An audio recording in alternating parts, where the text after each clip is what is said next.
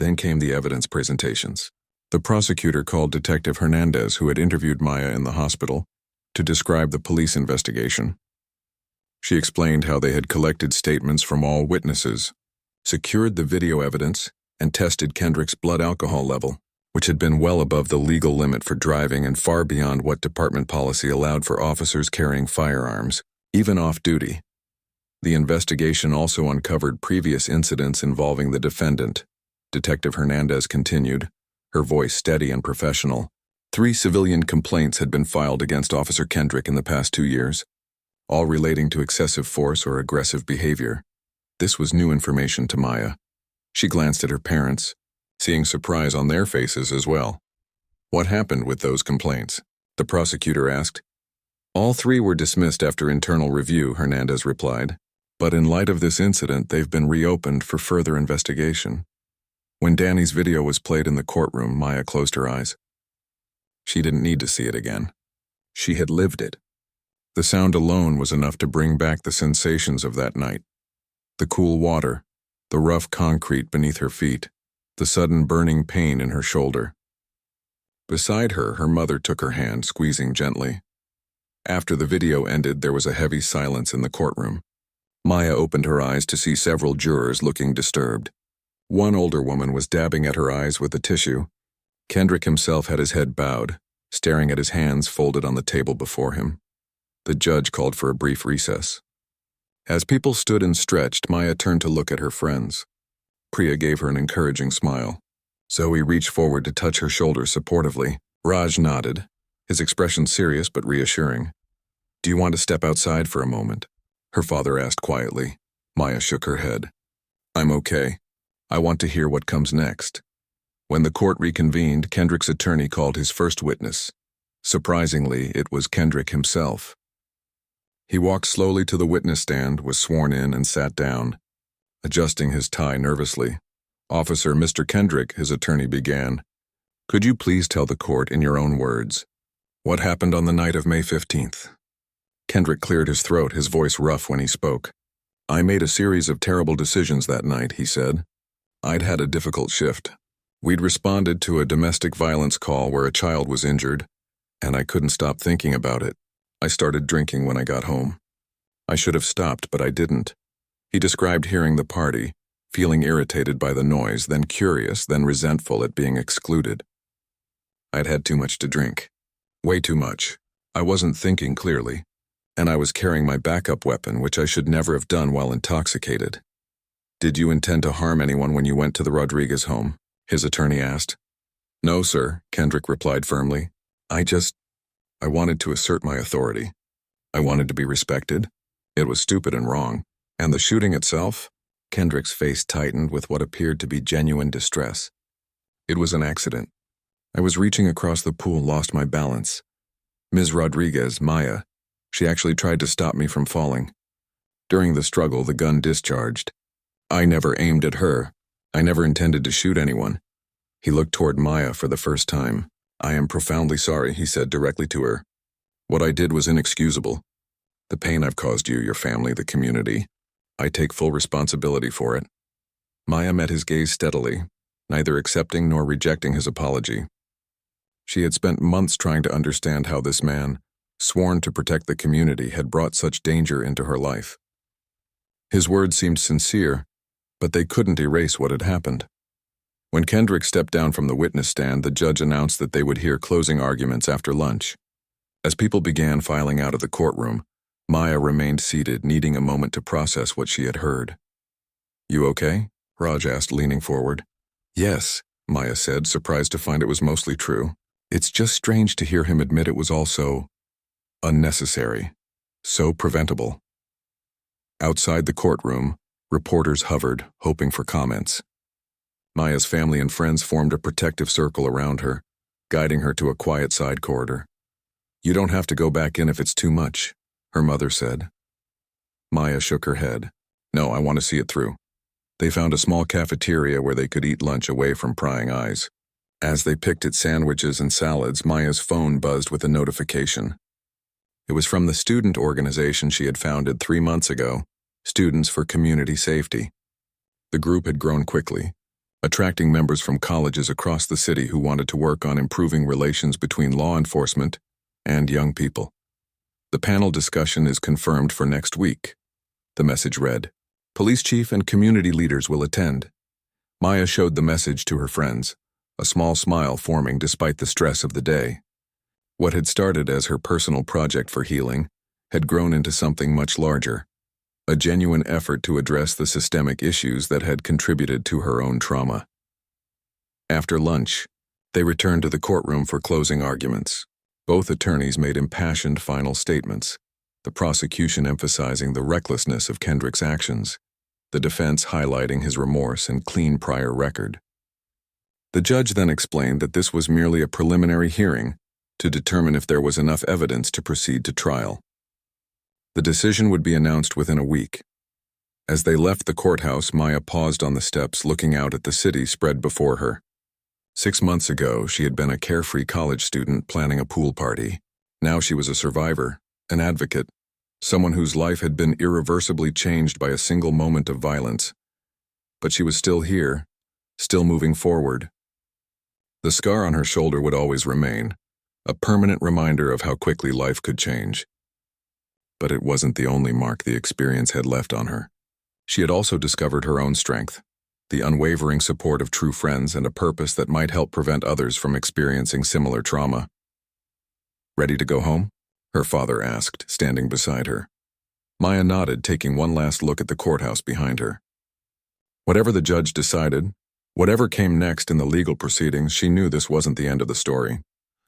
It was just one chapter in a longer journey, not just her own healing process, but a community's reckoning with the complex relationship between those sworn to protect and those who need protection. As she walked down the steps toward her waiting friends, Maya felt the weight of the day on her shoulders. But she also felt something else, a quiet determination that had been growing within her since that night in the pool. The path forward wouldn't be easy, but she wouldn't be walking it alone. And maybe, just maybe, something good could eventually come from something so painful. Not just for her, but for everyone involved in the long, difficult work of building a safer community. Jasmine Williams hurried down Lincoln Avenue, her school backpack bouncing against her back. The autumn sun was already setting, casting long shadows across the sidewalk. She'd stayed late at the community center helping younger kids with their math homework, something that always made her feel good, even if it meant walking home as daylight faded. Her phone buzzed. Mom asking where she was. "Almost home," Jasmine typed quickly. "Stayed late tutoring." She tucked her phone back into her jacket pocket and quickened her pace. The neighborhood wasn't dangerous, but her parents worried. At 16, Jasmine understood their concern. She'd heard their talks about how the world wasn't always fair to young black girls like her. The squad car slowed beside her, so suddenly that Jasmine barely had time to register what was happening. 2 officers stepped out, their faces set in hard lines. "Stop right there," the taller one called out. "Officer Connors," according to his nameplate. Jasmine froze, her heart hammering against her ribs. "Is something wrong?" she asked, her voice coming out smaller than she intended. "Where are you coming from?" the second officer demanded. "Officer Pearson." He was shorter but had a coldness in his eyes that made Jasmine's stomach tighten. "The community center," Jasmine answered, trying to keep her voice steady. "I volunteer there after school. I was just heading home." Officer Connors stepped closer. "We got a report of someone matching your description shoplifting from the convenience store 2 blocks back." Confusion washed over Jasmine. "What? No, I've been at the center since 3 o'clock. You can call Ms. Rivera, she's the coordinator there. She'll tell you." "Turn around," Officer Pearson cut her off. "Hands behind your back." "Please," Jasmine tried again, panic rising in her throat. "I didn't do anything. I was just tutoring kids in math. I have the sign-in sheet in my bag." I said, "Turn around." Pearson's voice rose sharply, drawing the attention of people passing by. Some slowed to watch. Jasmine turned slowly, tears burning in her eyes. This couldn't be happening. She felt the cold metal of handcuffs snap around her wrists tight enough to hurt. "You're making a mistake," she said, her voice trembling now. "Please just call the community center." Officer Connors grabbed her backpack, unzipping it and dumping its contents onto the sidewalk. Her notebooks, textbooks, calculator, and pencil case scattered across the concrete. Her water bottle rolled into the street. "What are you looking for?" Jasmine asked, mortified as more people began to gather. I didn't take anything from any store. Be quiet, Connor snapped, rifling through her belongings with little care for her privacy or property. A middle-aged woman stepped forward from the growing crowd. Excuse me, officers? I think there's been some mistake. I know this girl. She tutors my son at the community center. Officer Pearson turned toward the woman. Ma'am, please step back. This is police business, but she's just a kid, the woman persisted. And I know for a fact she was at the center this afternoon. Jasmine noticed someone holding up a phone, recording what was happening. A small spark of relief flickered inside her. At least there would be evidence of this humiliating moment. ID, Officer Connors demanded, turning back to Jasmine. It's in my wallet, she said quietly, in the small pocket of my backpack. He found it and examined her school ID, then her library card and bus pass. Nothing suspicious. No stolen items. No reason to have stopped her in the first place. The crowd had grown larger. Whispers rippled through the onlookers. Someone shouted, "Leave her alone!" Another voice called out, "She's just a kid." Officer Pearson shifted uncomfortably, seeming to realize the situation was spiraling out of his control. He glanced at his partner. Check her pockets, Connors instructed, ignoring the growing tension around them. Are you kidding me? Jasmine couldn't hold back. I already told you I didn't take anything. I've been at the community center all afternoon. Officer Pearson roughly patted her down while she stood handcuffed in the middle of the sidewalk, tears now streaming down her face. The humiliation burned like fire in her chest. Nothing, Pearson finally admitted, stepping back. More phones had appeared in the crowd, recording everything. Someone was live streaming. This is wrong, an older man in the crowd called out. You're traumatizing this child for no reason. Officer Connors finally seemed to grasp that they'd made a serious error. He uncuffed Jasmine, the metal leaving angry red marks on her wrists. There appears to have been a misunderstanding, he said stiffly, not quite meeting her eyes. Jasmine rubbed her wrists, fighting back sobs. A misunderstanding? You threw my stuff everywhere. You handcuffed me in public. You wouldn't listen to me. Officer Pearson had begun hastily gathering her belongings, shoving them back into her backpack without care. Her calculator had a crack across the screen now. Her history notebook was stained from landing in a puddle. You can go, Officer Connors said curtly. Sorry for the inconvenience. Inconvenience. As if they'd merely delayed her walk home rather than publicly humiliated her and treated her like a criminal. The woman who had spoken up earlier approached Jasmine, placing a gentle hand on her shoulder. Honey, are you okay? Do you want me to call your parents? Jasmine shook her head, taking her damaged backpack from Officer Pearson with trembling hands. I just want to go home, she whispered. Officers, the woman said firmly, I'm getting her name and badge numbers. This was completely unacceptable. The officers retreated to their squad car amid the hostile murmurs of the crowd. As they drove away, Jasmine stood shaking on the sidewalk, surrounded by strangers who had witnessed her humiliation. Here, said a young man, handing her a bottle of water. I recorded everything. They had no right to treat you that way. Me too, added another person. I got it all on video. This isn't right. Jasmine nodded gratefully, unable to speak through her tears. She gathered herself enough to continue walking home, the kind woman from the crowd insisting on accompanying her to make sure she got there safely. By the time Jasmine reached her front porch, her mother was already rushing outside, alarmed by a text from a neighbor who had recognized Jasmine in the crowd that had formed. Baby, what happened? Her mother cried, pulling Jasmine into a tight embrace. She felt her daughter trembling and drew back to look at her face. Who hurt you? Jasmine broke down then, telling her mother everything between heaving sobs, the false accusation, the handcuffs, the public search, the damaged belongings, the callous dismissal. Her father joined them on the porch, his face darkening with each detail of Jasmine's story. He gently examined the marks on her wrists, his hands shaking with barely contained anger. This ends now, he said quietly, his voice steady despite the fury in his eyes. They don't get to do this to our daughter and walk away. Inside, as Jasmine's mother made her tea and wrapped a soft blanket around her shoulders, her phone began buzzing with notifications. The videos were already spreading online. Friends were texting to check if she was okay. The community was rallying around her. Jasmine sat at the kitchen table, cradling her tea with still trembling hands. The shock was beginning to give way to something else, a determination that no other kid should have to experience what she had today. "I want to speak up," she said suddenly, surprising herself with the steadiness in her voice. "I want to tell my story." Her parents exchanged a look, pride mingled with worry. "We'll be right beside you," her mother promised, squeezing her hand. Every step of the way.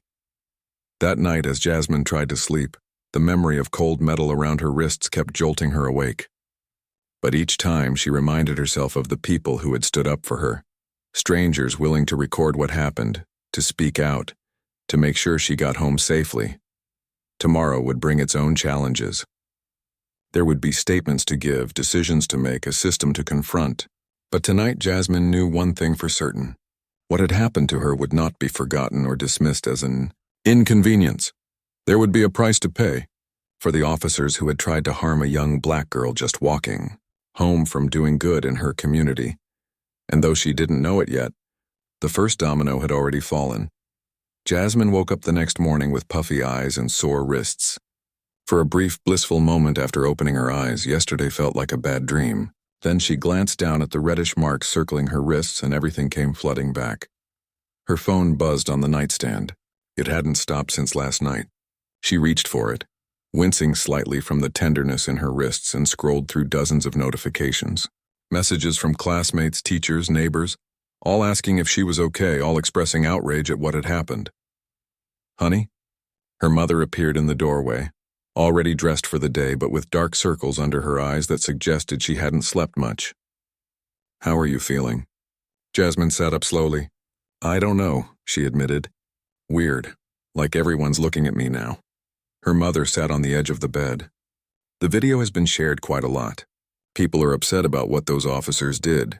"How many people?" Jasmine asked, her voice small. Her mother hesitated. "Thousands. Maybe more by now." Jasmine's stomach twisted. She unlocked her phone and opened social media. The video from yesterday, the one taken by the young man who had given her water, had over 50,000 views already. And it wasn't the only one. Multiple angles, different recordings, all showing the same thing. Jasmine being handcuffed, her belongings scattered across the sidewalk, her tearful face as she tried to explain herself to officers who wouldn't listen. The hashtag, Justice for Jasmine, was trending locally. "Dad's downstairs making breakfast," her mother said gently, and Ms. Rivera from the community center called. "She wants you to know she saved the sign-in sheet from yesterday and she's ready to speak up for you whenever needed." Jasmine nodded, feeling a lump form in her throat. "I don't know if I want to go to school today." "You don't have to," her mother assured her. "Take some time. But remember, you did nothing wrong. You have nothing to be ashamed of." Downstairs, her father was flipping pancakes, his usual weekend specialty, but his movements lacked their usual easy rhythm, and the tight set of his shoulders betrayed his anger. "Morning, sunshine," he said, forcing brightness into his voice. "Chocolate chip, your favorite." Jasmine tried to smile for him. She knew her parents were hurting too, maybe even more than she was. Their pain was different, the special kind of helpless rage that comes from seeing your child mistreated and not being able to prevent it. Her father's phone rang. He checked the screen and excused himself to take the call in the living room. Jasmine could hear the low, serious tone of his voice as he spoke. "That was Mr. Daniels from the Neighborhood Association," he explained when he returned. "They're organizing a community meeting for this afternoon. The police chief is supposed to attend." Jasmine poked at her pancakes. "Do I have to go?" Her parents exchanged a look. "Only if you want to," her mother said carefully. "But a lot of people are asking to hear directly from you. Your voice matters in this, Jasmine." Her phone buzzed again. A text from her best friend Zoe. "Just saw the videos. Are you okay? Those cops were way out of line.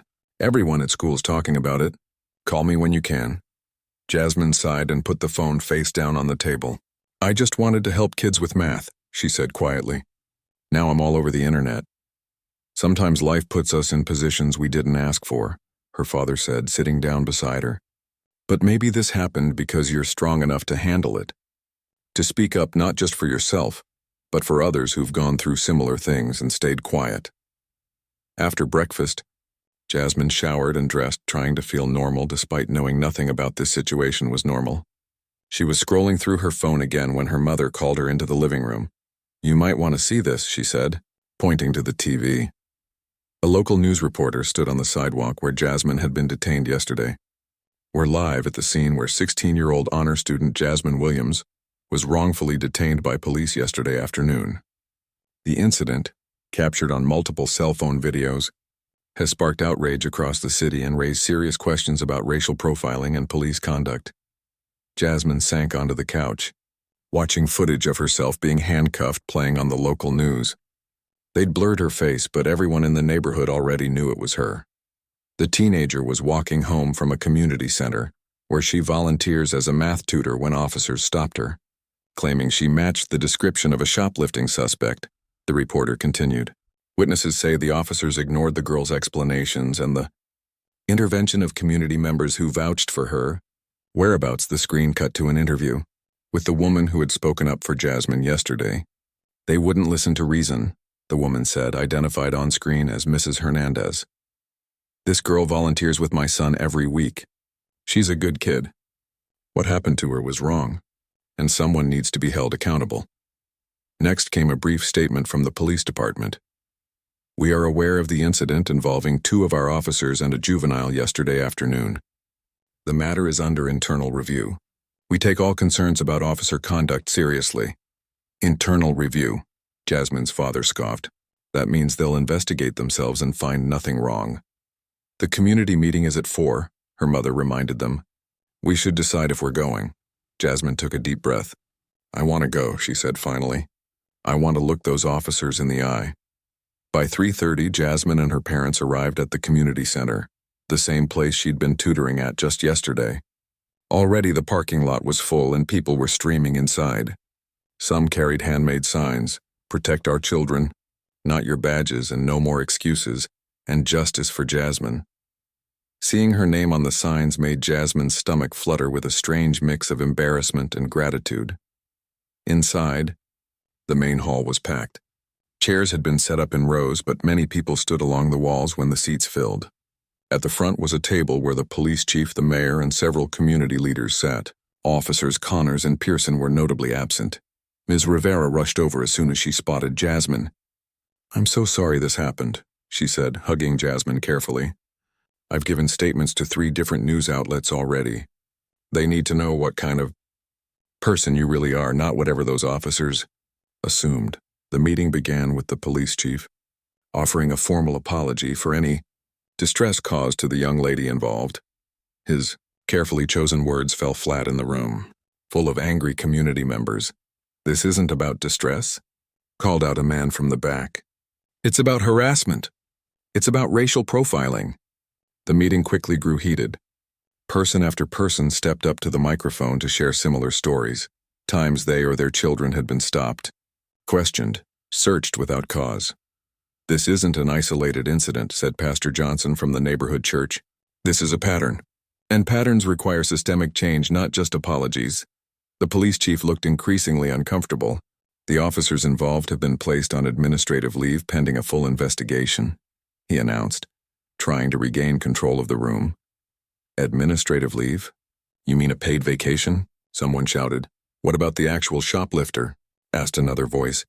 "Was anyone even robbed, or did they just see a black teenager and assume she was guilty?" The chief cleared his throat. "There was a reported theft at Miller's Corner store. The suspect was described as a teenage girl in a blue jacket." A ripple went through the crowd. Jasmine had been wearing a black jacket. Finally, the community liaison asked if Jasmine would like to speak. Her mother squeezed her hand in support as Jasmine made her way to the microphone. The room fell silent. "My name is Jasmine Williams," she began, her voice shaking slightly. "Yesterday I was walking home from volunteering here at this community center.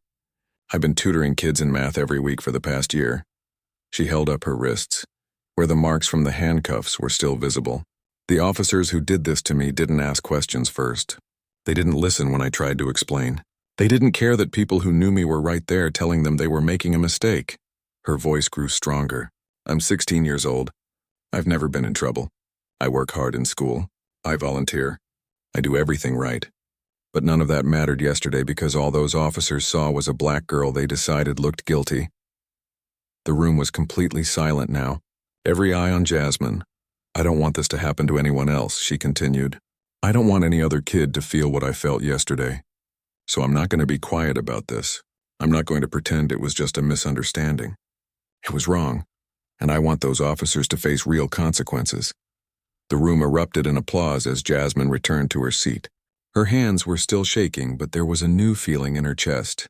Something like power, like being heard. As the meeting continued, a local civil rights attorney approached Jasmine's parents, offering to represent them pro bono. Community leaders pledged to form a police accountability task force. Reporters requested interviews. What had happened to Jasmine was no longer just an incident on a sidewalk. It had become a spark, igniting a movement that had been building for years. And though she hadn't asked for this role, Jasmine realized she was now at the center of something important, something that might actually bring change. Later that evening, as videos of her speech at the meeting began circulating online alongside the original detention footage, Jasmine sat in her bedroom trying to process everything. Her phone buzzed with a text from Zoe. Just saw your speech. You're the bravest person I know. Jasmine looked again at the marks on her wrists already beginning to fade. The physical evidence might disappear, but what happened wouldn't be forgotten or dismissed. Not this time. By Monday morning, Jasmine's story had spread far beyond their city. National news outlets picked up the footage, and social media campaigns demanding justice continued to grow. Justice for Jasmine was no longer just trending locally, it had gone nationwide. Jasmine sat at the kitchen table, staring at her bowl of cereal while her parents discussed whether she should return to school today. I think I should go, Jasmine said finally. Hiding at home won't change anything. Her mother looked worried. People will stare. They'll ask you questions. They're already asking questions online, Jasmine pointed out. At least at school I'll have Zoe and my other friends. Her father nodded slowly. It's your decision, but if it gets overwhelming, you call us immediately, okay? No shame in coming home early. The ride to school was quiet. As they pulled up to the entrance, Jasmine spotted news vans parked across the street. Her stomach tightened. Remember what Attorney Powell said? Her father reminded her gently. Don't give any interviews without him present. Attorney Thomas Powell had met with the family yesterday evening. The civil rights lawyer had taken on their case pro bono, his eyes flashing with determination as he reviewed the video footage. This is textbook misconduct, he'd said. Unlawful detention, excessive force, racial profiling. We have it all documented from multiple angles. We're going to hold them accountable. Jasmine took a deep breath and stepped out of the car. Whispers followed her through the hallways. Some students stared openly. Others offered supportive smiles or thumbs up. Her math teacher, Mr. Chen, pulled her aside before class. I saw what happened, he said quietly. I want you to know you can take a break if you need to. Your education matters, but so does your well-being. Jasmine nodded gratefully. Thank you. I think being here is better than sitting at home thinking about it all day. By lunchtime, Jasmine was exhausted from the constant attention. She sat with Zoe in a quiet corner of the cafeteria. The whole thing is so messed up, Zoe said, pushing her food around on her tray. But you were amazing at that community meeting. My mom cried when she watched your speech online. Jasmine's phone buzzed with a text from Attorney Powell. Good news. District Attorney Wynn is opening an independent investigation. She wants to meet this afternoon. Can you come to my office after school? The district attorney's decision to investigate independently was a significant development. Unlike the police department's internal review, this would be conducted by prosecutors with the power to bring criminal charges against the officers if warranted. I need to leave early today, Jasmine told Zoe. The DA wants to talk to me. Zoe's eyes widened. Whoa, this is getting serious. It was always serious, Jasmine replied quietly. After school, Jasmine's parents took her to Attorney Powell's downtown office. District Attorney Eleanor Wynn was already there, a tall woman with silver-streaked hair and sharp eyes that seemed to miss nothing. Thank you for coming. Jasmine, she said, her voice warm but businesslike. I've reviewed the videos, but I'd like to hear what happened in your own words. For the next hour, Jasmine recounted every detail she could remember, from the moment the police car pulled up beside her to the bruises left by the handcuffs. The DA asked occasional questions but mostly listened intently, sometimes making notes. What happens now? Jasmine's mother asked when the account was finished.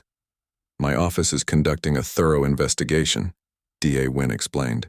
We're interviewing witnesses, reviewing all available footage, and examining both officers' service records. I should warn you that these investigations take time, but I promise you we're taking this very seriously. The police chief said they're doing their own investigation, Jasmine's father pointed out. Skepticism evident in his voice. DA Wynn smiled tightly. Yes, they are. But my investigation is separate from theirs, and I don't answer to the police department. I answer to the people of this county. As they were leaving, DA Wynn stopped Jasmine. You showed remarkable composure during a traumatic situation, she said. That takes real strength of character. The next day, local journalist Devin Washington published a lengthy article in the city newspaper. He had dug into the professional histories of officers Connors and Pearson, revealing that both had prior complaints filed against them. Officer Connors had 3 previous complaints for excessive force, none of which had resulted in disciplinary action. Officer Pearson had been transferred from another district after a similar incident involving a teenage boy 2 years earlier. The department had buried these records, but Washington had obtained them through confidential sources within the department. The article sent shockwaves through the community. Calls for accountability grew louder, with protesters gathering outside police headquarters daily. Meanwhile, more witnesses continued to come forward. The owner of a barbershop near where Jasmine was detained provided additional security camera footage that showed the entire incident from yet another angle. A retired teacher who had been passing by gave a statement describing how the officers had ignored multiple attempts to explain that they had the wrong person. Most significantly, the actual shoplifter was identified, a white teenage girl who had been caught on the convenience store's security camera stealing makeup. The store owner confirmed that he had reported a teenage girl in a blue jacket, but the responding officers had seemingly decided that Jasmine, in her black jacket, was close enough. A week after the incident, Jasmine received an unexpected visitor at home, Officer Lisa Rodriguez from the Community Relations Unit. I'm not here officially, Officer Rodriguez explained as she sat in the Williams living room. But I wanted you to know that many officers in the department are disturbed by what happened to you. This isn't what good policing looks like. Then why don't more officers speak up? Jasmine's father asked. Officer Rodriguez sighed. Fear the blue wall of silence is real. Officers who report misconduct often face retaliation. Bad assignments, lost promotions, harassment. The system protects itself. That's not right, Jasmine said. No, it's not, Officer Rodriguez agreed, which is why I've decided to testify for the DA's investigation. I've seen the personnel files, the real ones, not the sanitized versions they released. Both officers have histories that should have resulted in termination long ago. Her testimony proved crucial. 2 days later, the police chief announced that Officers Connors and Pearson had been placed on unpaid leave, pending the outcomes of both investigations. The story continued to grow. National civil rights organizations offered support to Jasmine and her family. Journalists uncovered more cases where the same officers had engaged in similar misconduct, particularly against young people of color. A pattern emerged that could no longer be dismissed as isolated incidents or misunderstandings. 3 weeks after Jasmine was wrongfully detained, Wynn called another meeting. The evidence is overwhelming, she told Jasmine and her parents. We've documented multiple violations of department policy, constitutional rights, and potentially criminal conduct. I'll be presenting findings to a grand jury next week to determine if criminal charges are warranted. Attorney Powell nodded approvingly. And our civil case? The civil lawsuit will proceed regardless of the criminal outcome, DA Wynn explained. But criminal charges would certainly strengthen your position. As they left the meeting, reporters swarmed outside the district attorney's office. Jasmine, how do you feel about the investigation? Are you confident the officers will face consequences? What message do you have for other young people who've experienced similar treatment? Attorney Powell stepped forward. My client has been through enough. She's cooperating fully with the proper authorities. We ask that you respect her privacy as this process continues. But Jasmine touched his arm. It's okay. I want to say something. She stepped up to the microphones, her voice steady despite her racing heart. 3 weeks ago, 2 police officers decided I looked guilty without even talking to me. They put handcuffs on me, embarrassed me in public, and treated me like I wasn't even human. I was scared and confused, but mostly I was angry because I knew I hadn't done anything wrong. Cameras flashed as she continued. Since then, I've learned that this happens to kids like me all the time. But usually there aren't videos or witnesses or people willing to speak up. Usually it just gets forgotten or dismissed. That's not right, and it needs to change. She looked directly into the cameras. I don't want those officers to lose their jobs just because they picked the wrong person to mistreat. I want accountability because what they did was wrong, period, no matter who they do it to. And I want other kids to know that they deserve better treatment from the people who are supposed to protect them. That evening, Jasmine's speech was broadcast on national news. Her words resonated with countless viewers who had experienced similar treatment or witnessed such incidents in their own communities. Meanwhile, the grand jury proceedings were underway, with witness after witness testifying about the officer's conduct, not just in Jasmine's case but in previous incidents as well. Officer Rodriguez's testimony about the department's culture of protecting problematic officers was particularly damaging.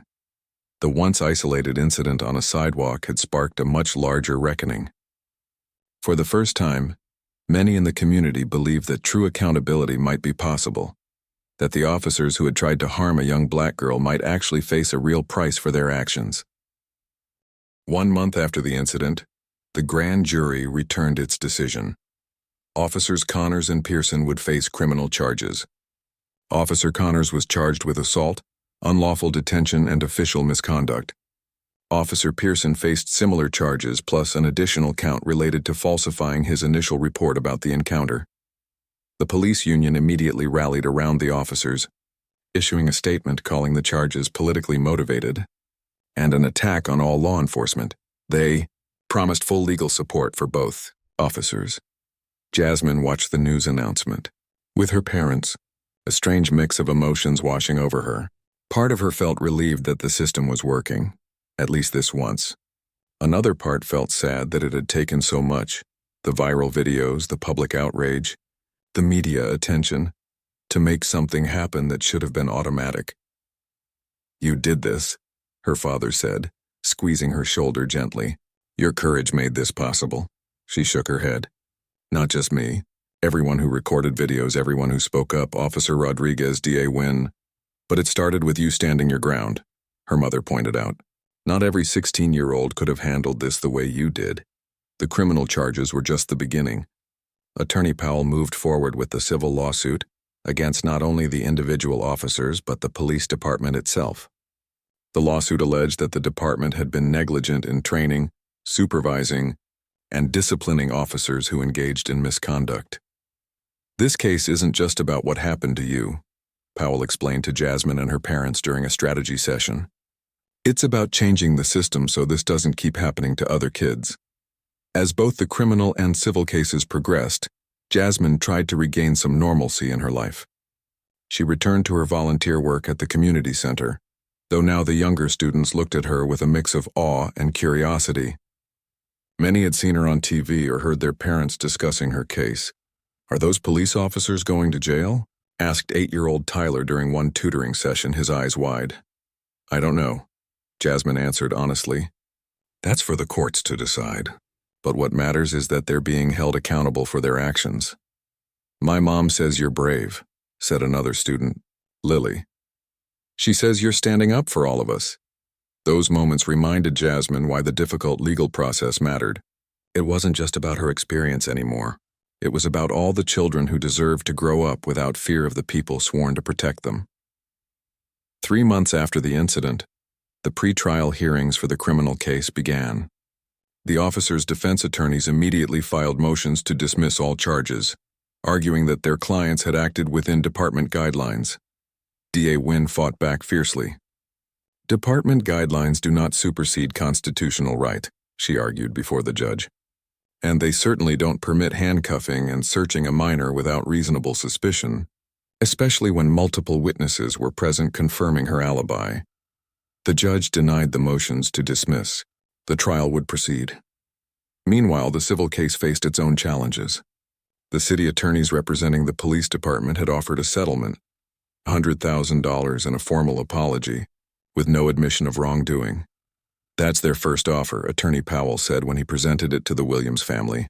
It's low, and the no admission of wrongdoing clause means nothing would actually change in how the department operates. We're not interested in money, Jasmine's father said firmly.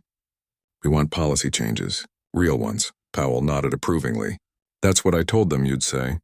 So now we push forward with discovery. The discovery process for the civil lawsuit revealed troubling patterns within the department. Records showed that complaints against officers were routinely dismissed without proper investigation. Officers with multiple complaints were often promoted rather than disciplined. Training on racial bias and de-escalation techniques was minimal and outdated. Most damning of all, internal emails showed that department leadership had been aware of problems with both Connors and Pearson for years but had chosen to protect them rather than address their behavior. When these documents became public through the legal proceedings, the community's outrage reignited. The mayor, facing increasing pressure, established a civilian oversight committee to review police conduct and make recommendations for reform. They're feeling the heat, Officer Rodriguez told Jasmine during one of her now regular visits to the Williams home. She had faced backlash from some colleagues for her testimony, but had also received quiet support from others who were tired of the department's toxic culture. Things are starting to change from the inside. Slowly, but it's happening. 6 months after the incident, the criminal trial began.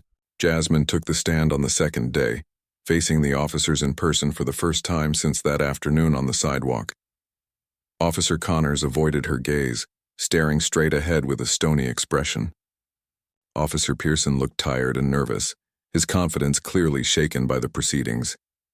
Jasmine recounted what had happened clearly and calmly, though her hands trembled slightly. The defense attorneys tried to suggest she might have misinterpreted the officer's actions or overreacted to standard procedure. It's standard procedure to ignore someone when they tell you they were at the community center? The prosecutor asked during redirect examination, is it standard procedure to handcuff a minor for a non-violent offense before establishing any facts? The trial lasted 2 weeks. Witness after witness testified about what they had seen that day. Expert witnesses explained proper police procedures and how the officers had violated them. The convenience store owner confirmed that he had reported a white teenage girl in a blue jacket, not a black girl in a black jacket. Throughout it all, Jasmine attended every day, sitting with her parents and listening intently. The process was exhausting but important. Her presence in the courtroom served as a constant reminder of what the case was really about. Not abstract legal principles, but a real teenager whose rights had been violated. On the day the jury began deliberations, Jasmine stood on the courthouse steps surrounded by supporters. What had started as a local incident had grown into a movement. People wore the Justice for Jasmine t-shirts. Community organizations had formed coalitions to push for police reform. Other young people who had experienced similar treatment had begun speaking out, inspired by Jasmine's courage. Whatever happens in there, Jasmine told the gathered crowd, we've already won something important. We've shown that nobody is above accountability. We've shown that one voice can start a chorus, and we're not going to stop until every kid can walk home without fear. The jury deliberated for 3 days. On the 4th day, they returned with their verdict, guilty on all counts for both officers. The judge scheduled sentencing for the following month, allowing both men to remain free on bail until then. It doesn't feel like I thought it would, Jasmine confessed to her parents that night. I thought I'd feel happy, but instead I just feel, I don't know. Sad that it had to happen at all. Her mother hugged her. That's because you have compassion, even for people who didn't show it to you. That's a strength, not a weakness. As news of the verdict spread, the city attorneys handling the civil case reached out to Attorney Powell with a new settlement offer. This time it included not just financial compensation but concrete commitments to policy changes, mandatory body cameras for all officers, improved training on implicit bias and de-escalation, an overhauled complaint investigation process, and increased transparency in officer disciplinary records. This is what meaningful change looks like, Powell told the Williams family as they reviewed the offer. They're not just throwing money at the problem anymore. They're acknowledging the need for systemic reform. Jasmine considered the proposal carefully. If we accept this, does it mean the changes happen right away? Or can they back out later? The settlement would be legally binding, Powell explained. And we'd build in oversight provisions to ensure compliance. Then I think we should accept, Jasmine said. It's not just about punishing those 2 officers anymore. It's about making sure this doesn't happen to anyone else. The settlement was announced the following week. The police chief, looking uncomfortable but resigned, stood beside the mayor at a press conference as they detailed the reforms that would be implemented. Behind them stood Jasmine and her parents, Attorney Powell, D.A. Wynn, and representatives from community organizations that had supported their fight. That evening, Jasmine received a text from a number she didn't recognize. You did what many of us couldn't. Thank you. It was signed simply, Officer R. As Jasmine prepared for bed that night, she looked at her wrists, where the marks from the handcuffs had long since faded. The physical evidence was gone, but what had grown from that painful experience would leave a lasting mark on the community and on Jasmine herself. She had discovered a voice she didn't know she possessed and a strength she hadn't realized she had. The legal battle had been difficult, sometimes painful, but necessary. And though one chapter was closing, she knew her advocacy was just beginning. Tomorrow she would meet with other young people who wanted to start a youth rights organization. They had asked Jasmine to be their first president, to help other teens understand their rights and how to safely navigate interactions with authorities. From something bad came something good, she whispered to herself as she drifted toward sleep. It wasn't a perfect ending, nothing ever is, but it was a beginning of something important. And sometimes that's enough. 1 year had passed since that afternoon when Jasmine was wrongfully detained while walking home from the community center. So much had changed, both in her life and in the city around her. The morning of the sentencing hearing arrived with a strange mix of finality and new beginnings. Jasmine stood in front of her bedroom mirror, adjusting the collar of the navy blue blazer she'd chosen for the occasion. At 17, she looked older somehow, not just in her appearance but in her eyes, which held a depth of experience most teenagers didn't carry. Ready? Her mother asked, appearing in the doorway. Jasmine nodded. As I'll ever be.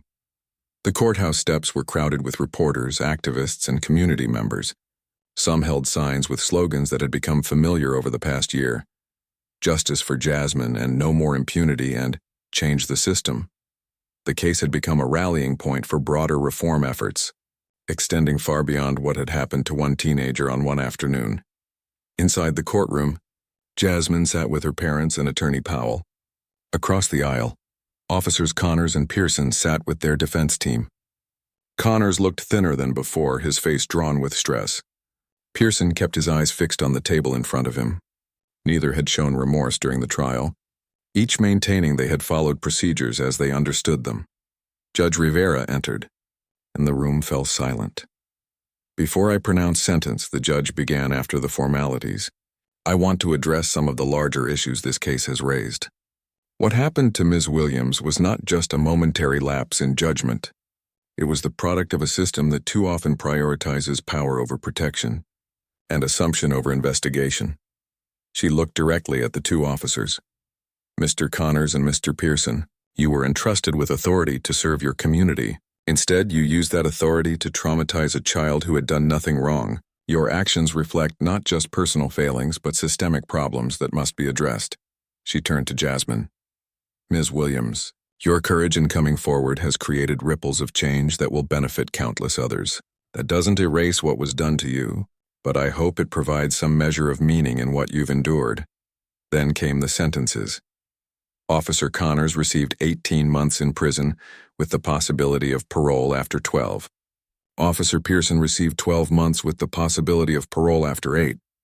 His slightly lighter sentence reflecting his junior status and the fact that Connors had been the primary decision-maker during the incident. Additionally, both men were permanently barred from working in law enforcement anywhere in the state, a rare and significant penalty that sent a clear message about the seriousness of their actions. As the officers were led away, neither looked at Jasmine. She watched them go with complicated emotions swirling inside her. Not satisfaction or triumph, but a quiet sense that accountability, however imperfect, had been achieved. Outside the courthouse, reporters thrust microphones toward Jasmine. How do you feel about the sentences? Do you think justice was served? What's next for you? Attorney Powell stepped forward protectively, but Jasmine placed a hand on his arm. "It's okay," she said softly. "I want to speak." She faced the cameras, her voice steady and clear. "Today isn't about punishment. It's about accountability. Those officers made choices that hurt me and violated my rights. Now they're facing consequences for those choices, just like anyone else would. That's how a fair system is supposed to work," she continued. "But this was never just about me or those two officers.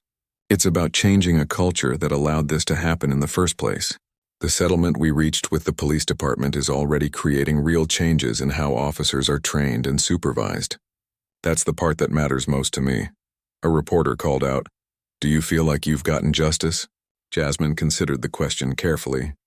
Justice would be living in a world where this never happened at all. Since we can't have that, what we're working toward is a world where it doesn't happen again. We're not there yet, but we're moving in the right direction. In the months following the sentencing, the reforms promised in the civil settlement began to take shape. Every officer in the department now wore body cameras. Training on implicit bias and de-escalation became mandatory and was substantially expanded. The Civilian Oversight Board gained real authority to investigate complaints and recommend disciplinary action. Most significantly, the department's leadership underwent a major shakeup. The police chief, facing mounting pressure over his handling of problem officers, announced his retirement. His replacement was a reform-minded captain who had publicly supported the changes and promised a new era of transparency and accountability. For Jasmine, life had taken unexpected turns. The quiet student who had simply wanted to help kids with math had found her voice as an advocate. She now led the Youth Justice Council, an organization she'd founded with other teens to educate young people about their rights during interactions with authorities. On a warm spring afternoon, almost exactly a year after the incident, Jasmine stood in front of a classroom at her old middle school. 30 students watched attentively as she began her presentation. "Who here knows their basic rights if they're stopped by police?" she asked. A few hands went up uncertainly. "That's okay," she said with a warm smile. "Most adults don't know either. But this knowledge could protect you someday, so let's talk about it." For the next hour, she walked the students through scenarios, role-playing exercises, and practical advice. Her approach wasn't about fear or hostility toward police. It was about empowerment through knowledge. "Remember," she told them, "most officers are trying to do their jobs well. But knowing your rights helps everyone. It protects you, and it helps good officers know that you understand the rules they should be following."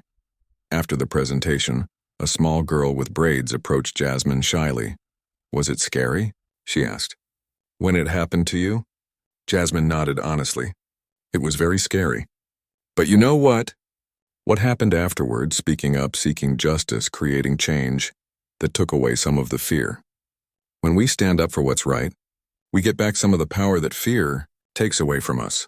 The Youth Justice Council had partnered with the Reformed Police Department to create a cadet program focused on building positive relationships between teens and law enforcement. Once a month, cadets and teenagers came together for community service projects, followed by open discussions about difficult topics like racial profiling, use of force, and community trust. Officer Rodriguez, now promoted to lead the department's Community Engagement Division, had been an essential ally in creating the program. "You've changed things around here," she told Jasmine during one of their regular coffee meetings. "People inside the department are thinking differently, talking differently. It's not perfect, but it's progress." "What about the pushback?" Jasmine asked. She knew from news reports that some officers resisted the changes, seeing them as unnecessary interference in how they did their jobs. Officer Rodriguez sighed. "It's there. Change is hard, especially for people who've been doing things the same way for decades. But the old guard is gradually being replaced by younger officers who grew up with different perspectives. And your story, the way you've handled everything with such maturity and compassion, that's reached people who might not have listened otherwise." As summer approached, Jasmine prepared for high school graduation. She had received several college scholarship offers, including one specifically for students who had demonstrated leadership in social justice causes. Her plan was to study law, with the goal of eventually working on civil rights cases like her own. On the evening before graduation, Jasmine's parents surprised her with a small gathering of people who had been part of her journey over the past year, Attorney Powell, DA Wynne, Officer Rodriguez, Ms. Rivera from the Community Center, and several members of the Youth Justice Council. "We wanted to celebrate not just your graduation," her father explained, "but everything you've accomplished this year. You took something painful and turned it into positive change. Not many people could have done that." Jasmine looked around at the faces of those who had supported her, guided her, and sometimes protected her throughout the difficult process. "I couldn't have done any of it alone," she said. "Every person in this room played a part." DA Wynne raised her glass in a toast. To Jasmine, who reminded an entire city what courage looks like. Later that night, as the guests departed, Jasmine stepped outside onto the porch. The neighborhood was quiet, peaceful in the gathering dusk. She thought about the long journey from that afternoon on the sidewalk to today. The fear, the anger, the determination, and finally, the change. The price the officers had paid for their actions was significant. Their careers, their freedom, their reputations. But the true reckoning had been broader and deeper. A community confronting its flaws. A system beginning the long process of reform. A girl discovering her power to make a difference. Tomorrow, Jasmine would graduate. Next fall, she would begin college. Life would move forward. But she knew that her work, their work, was far from finished. Real change was slow, often frustratingly so. There would be setbacks and resistance alongside the progress. Yet standing there in the gentle evening air, Jasmine felt something she hadn't fully experienced in the past year. Hope. Not naive optimism that everything was fixed, but a grounded hope based on tangible evidence that change was possible when enough people committed to making it happen. The young girl who had walked home from tutoring a year ago could never have imagined where that path would lead. The woman she was becoming now could see that the journey, difficult as it had been, had opened possibilities not just for herself, but for others who would follow. And that, Jasmine realized, was the true price of what had happened. Not just the consequences faced by those who had wronged her, but the responsibility she now carried to continue the work of creating a more just world. It was a price she was willing to pay, one step at a time for as long as it took.